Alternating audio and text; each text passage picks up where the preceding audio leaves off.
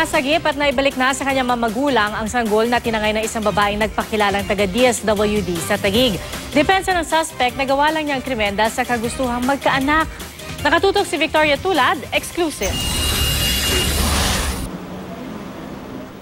Matapos ang isang linggong pagkakawalay, naibalik na rin sa mag-asawang Cherry at John Errol Pañero ang kanilang babing si Francis John. Sa kuha ng CCTV, nakitang tinangay si baby Francis John sa Taguig Pateros District Hospital noong ika-13 ng Enero ng isang babaeng nagpakilalang DSWD social worker. Sabi niya ipapa-newborn screening niya daw po yung baby ko. Naka-ID po siya pero hindi ko lang napansin kasi busy ako sa baby ko.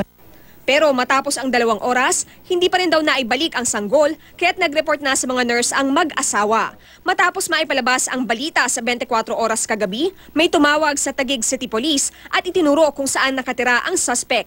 Kagabi rin nahuli ang 24 anyos na si Roseman Manyalak. Sabi ni Roseman, nagawa lang daw niya ang krimen sa kagustuhang magkaanak dahil 2 beses na siyang nakunan. Walang nanita sa inyo? Meron naman po.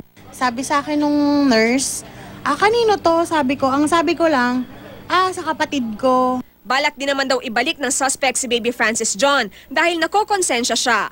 Pero hindi naniniwala ang mga otoridad.